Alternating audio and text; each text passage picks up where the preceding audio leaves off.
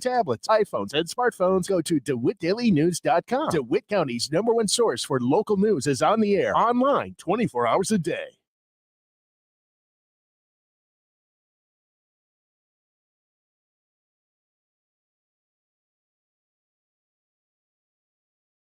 Today's morning show can be heard by downloading the free WHOW mobile app in your favorite store. Top of the morning. Thanks for being with us. I'm your host today, Seth Lawrence. My guest in studio this morning is Curt Homann. He is the executive director of the DeWitt County Development Council. Good morning, Curt. How are you, sir? I'm fantastic. Good to be here again. Yeah, absolutely. Good to have you back in person this time. Absolutely. The snow kept us apart the last couple of visits, if I'm not mistaken. So anyways, good to have you back in the studio, Curt. And I know you bring along a special guest who is on the phone with us today. Introduce us to Mr. Bill Greer. I will. Bill Greer is a board member for the Illinois Rowing Association. Bill and I originally worked together with DCDC back in, I believe, 2015, 2016 to get Illinois rowing to DeWitt County. Mm-hmm. And after, I know, a couple years break for them, they are back and ready for their big season again. And we're just thrilled to have Bill with us. Sure. Well, Bill, welcome to the program, sir. Thanks so much for your time today. Introduce yourself to us, Bill, a little bit about your roots in DeWitt County and some of the things that folks may know you from. How about that? Yeah, thank you. So my name is Bill Greer. I'm, as Curt mentioned, I'm a board member on the Illinois Rowing Association. And the Illinois Rowing Association is actually a nonprofit alumni organization that we set up in 2016 to support the club rowing teams at the U of I. I got involved with the club rowing teams back in 2012 when I started at the U of I as a grad student. I had previously been involved in the sport of rowing in undergrad, and we've been building up these programs, supporting these programs. They're club programs at the U of I, so they're all student run. They're student organizations, not like the larger varsity programs like football and basketball. So right. All the students are paying their own way, and they actually pay to compete. So we support them through fundraising and all of that. And a big part of that is some of the events that we host here at Clinton Lake. Sure. Curt, from your perspective, was that the appeal of bringing the Rowing Association to Clinton, was the idea of having these events here in town? I mean, what was the appeal from your perspective? Well, truly, we I think the rowing team, if I recall this correctly, Bill, you might need to help me, but the rowing team really needed a new home. Okay. I think the place that they had previously been competing was not going to be an available option for them. They scouted the area and found Clinton Lake, and but with Exelon and the Illinois Department of Natural Resources, there was a lot of steps that had to get accomplished. But really, our goal, yes, was absolutely to have an organization here, a competition here that would bring in a lot of people from a lot of different areas to help spend some money in DeWitt County. Sure. Bill, and maybe you touched on this and I didn't catch it, but is it largely collegiate competitions that you host here in DeWitt County, or is it further than that? Are there special, clubs for, I don't know, young adults or high school kids? Like how does the association operate beyond just the collegiate level? Yeah. So, we got started with the collegiate side. We had the club programs at the U of I, that we started with. And we actually held our first race at Clinton Lake back in 2013. So even before we started working with the DCDC. Okay. And then we lost access to our previous training site over on Homer Lake on the other side of campus back in the 2015, 2016 timeframe. And that's when we moved kind of our full-time practice facilities and practice home to Clinton Lake. Right. And then in 2017, we expanded our event offerings and started bringing in events for high school athletes and high school and middle school aged athletes. We don't have any local programs yet, but that it is part of our kind of our long-term goals to start developing some community-based programs for both the high school and middle school age kids in DeWitt County, as well as adult recreational or adult competitive programs as well. We don't have anything to support them other than the events where we bring in people from out of state and other areas at the moment. Sure. To simplify this a little bit, Bill, and I really maybe should have started there, is I think rowing, big, long canoes, Olympic style, 5, 6 individuals, rowing in unison in a competitive, format where it's, I don't know if there's straight line, rowing, or if it's like, you go through some sort of an obstacle course, if you will, for lack of a better term. Like what should we think about when we think about rowing, especially on, say, like a Clinton Lake type of a venue?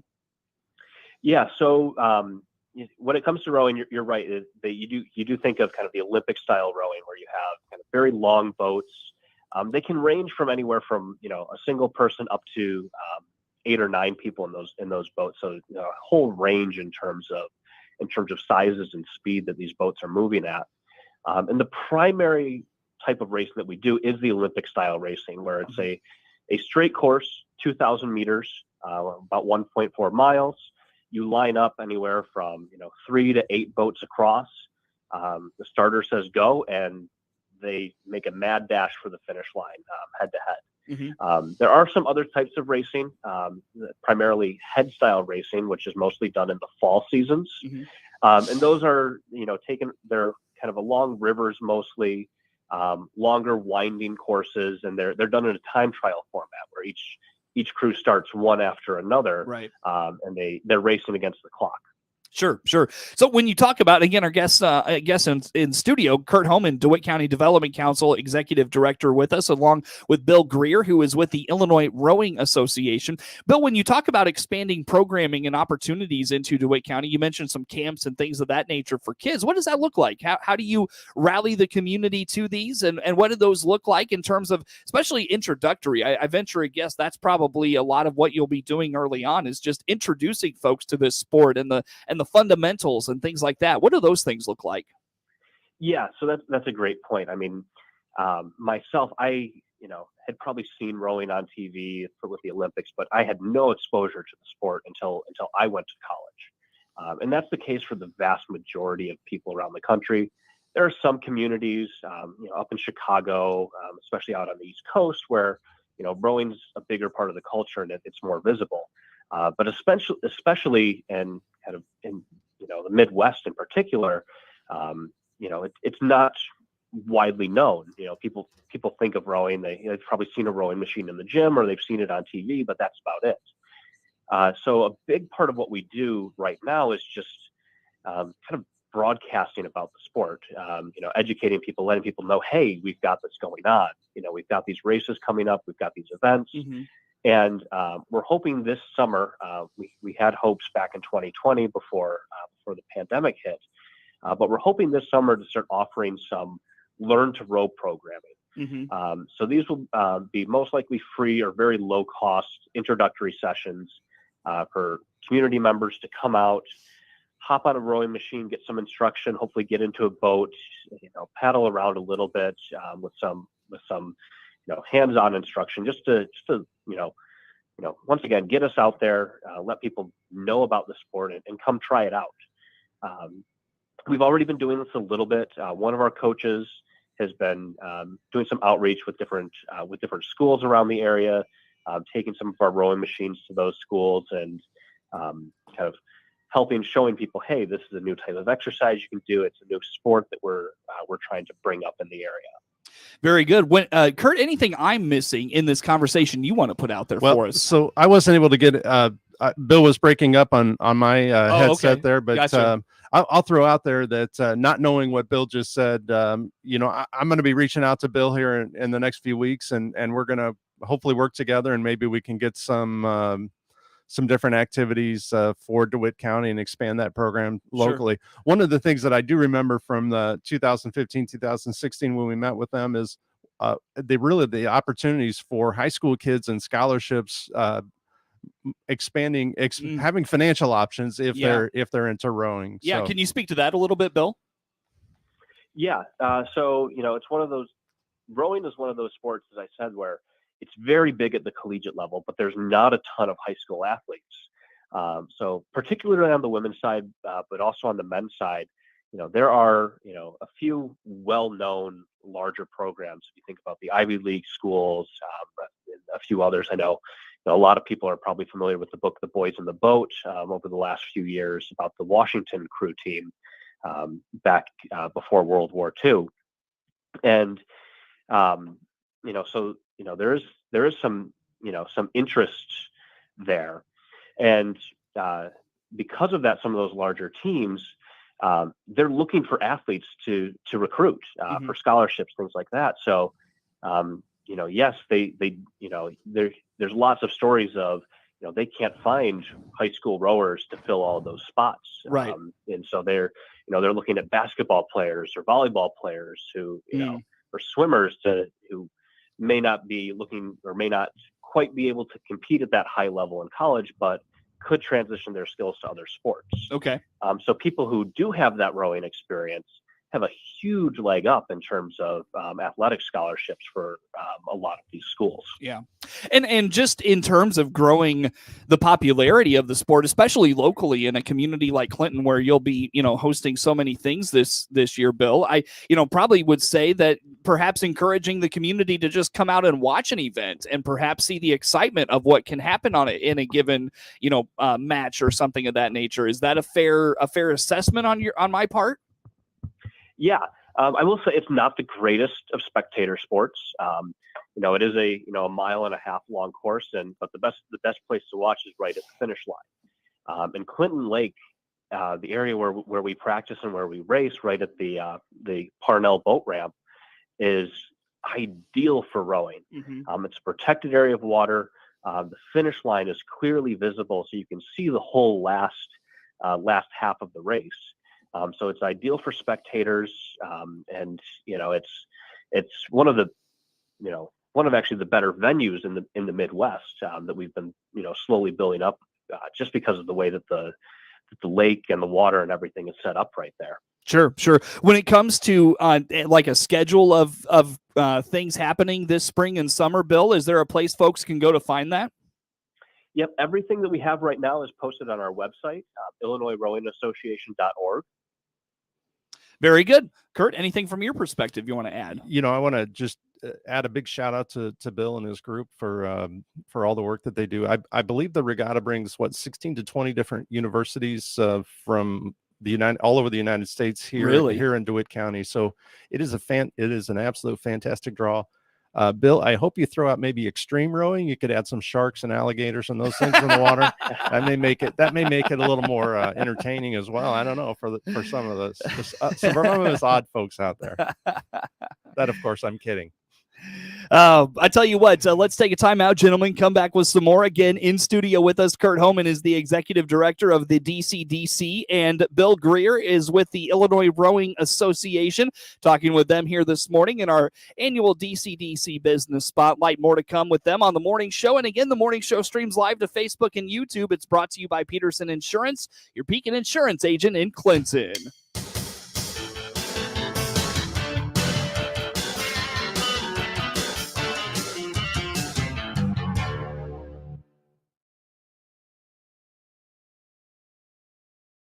Connected. Let's check the numbers now at the Chicago Board of Trade on this Friday. I'm Jim Taylor for the RFD Radio Network. Corn, beans, and wheat all trading higher at this hour. March corn $7.93 up 41 3/4. May corn up 34 1/2, $7.82 1/4. December corn up 34 1/4, $6.46 1/4. March beans $16.96 1/2 up 16 1/4. May beans up 17 3/4, $16.85 1/2. November beans up a nickel, $14.59. May wheat $12.09 up 75. July wheat up 75, $11.91 1/4. September wheat $11.05 3/4 up 75. March bean meal $474.70 up 13.30. March bean oil down 30 cents, $78 even. Livestock market of this hour: April live cattle 134.32 down 402. March feeders down 560, 150.75. April lean hogs $100.87 down 432. Look at the markets on this Friday morning. Jim Taylor, RFD. Hear Clinton Maroon live play-by-play this season on WHOW, the big 1520 daytime, 92.3 FM in DeWitt County, and 106.5 in Bloomington Normal all the time. Plus, streamed at DeWittDailyNews.com on the WHOW mobile app and Amazon Alexa. Plus, tune in for a Best of Clinton Sports broadcast every Saturday morning at 10. All brought to you by our title sponsor, NL Green Power's Alta Farms Wind Project, creating good-paying jobs that keep people in DeWitt County. Let's swing open the farm gate together every day on WHOW. I'm Stu Ellis, your host of the long-running agriculture feature called The Farm Gate. I bring the latest news and information on where agriculture is and where it's going to WHOW Ag listeners several times a day. From tariffs to treaties, from the Board of Trade to the running board on your truck, I cover Central Illinois agriculture every day on The Farm Gate. Hear it all on WHOW's many platforms, on the radio or online. Join me, Stu Ellis, for The Farm Gate. Tell Amazon Alexa, play WHOW Radio to hear the morning show and all our programming right there on your Amazon Echo. Once again, a good morning. Thanks again for being with us. I'm your host, Seth Lawrence, and in studio with me, Curt Homann is the Executive Director of the DeWitt County Development Council. And on the phone, we have Bill Greer with the Illinois Rowing Association. And Bill, I should have thrown this to you after Curt made mention of it, but he talked about all the teams that come in from various parts of the country. Speak to just the dynamics of that, of an event that brings in all those teams. How about that? Yeah, so, our collegiate race that we've been hosting since 2013 at Clinton Lake, that's grown immensely over the years. The first year was just a couple teams from Illinois. We brought in, started bringing some teams from Indiana, Wisconsin, and back in 2019, the last year we were able to race, we were up to 19 or 20 teams from, I think, 12 different states, stretching as far west as Colorado, as far down south to Tennessee. So we've got, we're bringing in a ton of people. And I think we had 400 athletes in 2019. Wow. And, that's just the athletes. There's all this support. These are collegiate athletes. So there's a lot of parents, coaches, everything else on top of that we had at Clinton Lake. Our high school race is a little bit smaller. We just started in 2017 and obviously had to take a couple of years off here. But, in 2019, the last year we hosted that as well. I think, we had teams, pretty broad group from 6 or 7 states. And I think we had almost 400 athletes for that in just its third year. Right. So, we're bringing in a ton of people from all over, not just Illinois, but, the Midwest and beyond. For sure. So, and I know that the DCDC was, like we've talked about, instrumental in your presence here and growing, but also looking for further community partners there. Bill, can you just speak to the impact of the DCDC and what you're looking for beyond them? Yeah. So, earlier Curt mentioned we've been working with Curt and the DCDC back since 2015, maybe even earlier, with hosting some of these events, and then our eventual move over to Clinton Lake. Mm-hmm. And from that, through connections with Curt, we've been able to, make a lot of other partnerships within the community. The city of Farmer City has been very helpful in kind of helping us to set up the infrastructure for our race course. This year, we've been working more directly with the Farmer City Chamber of Commerce. The Illinois DNR and Exelon obviously have been hugely supportive and, very integral into us getting set up and, being able to use the lake. Mm-hmm. And then, I think Chastain and Associates, they're actually a surveying firm that came out and actually helped us to set up our race course, get everything marked out. So our distances were all correct. And, we had fixed points for our start and finish line. And then the other big one that I want to give a shout out to is Mama D's Smokehouse and Barbecue. They've brought their food truck out for most of the last few years, and it's been a real hit at our events. They're there rain or shine, every year, providing some excellent food for all of the athletes and all of the volunteers that attend. Mm-hmm. Any events coming up this year, Bill, whether it's high school, collegiate, that you want to highlight that are coming to Clinton Lake in 2022? Yep. So our two main events this year, on Saturday, April 16th, we're going to have the Illinois Collegiate Rowing Invitational. This is the race that we started back in 2013. It's coming back from a 2-year hiatus with COVID, but we're, expecting big things. Happy to get back on the water. And then the following weekend on Saturday, April 23rd, we have the Illinois Junior Rowing Invitational. And that is the race for all the high school and junior athletes from around the region that'll be coming there. Very good. Very good. Bill, anything I didn't mention today you want to put out there for us? The big thing is, and if anyone wants to come out and see the racing, these events we've got going on, parking is pretty limited right at the site where right at our venue. So we will have remote parking. We're asking people to park at this year it'll be Blue Ridge High School, and we'll have shuttles going back and forth to bring people to the site. And then, I mentioned that, in order to make these events run, we're always looking for more volunteers and partners. This year, costs for everything have gone up. We're supporting 400, 500, 600 people at these events, which means porta potty rentals, so on and so forth. And so, always looking for new partners to help these events go forward. Sure. So that the costs aren't being passed on to the student athletes, because most of these programs, as I mentioned, similar to Illinois, are club programs where the athletes are paying their own way, sure, paying their own dues here. And Bill, I don't mean to cut you off, my friend. I do need to let you go. Curt Homann, DCDC, with us, and Bill Greer with the Illinois Rowing Association. Network News is now. The Big 1520 WHOW Clinton, 92.3 FM, W222 BG Clinton, 106.5 FM, W293 DJ Normal Bloomington. News this hour from townhall.com.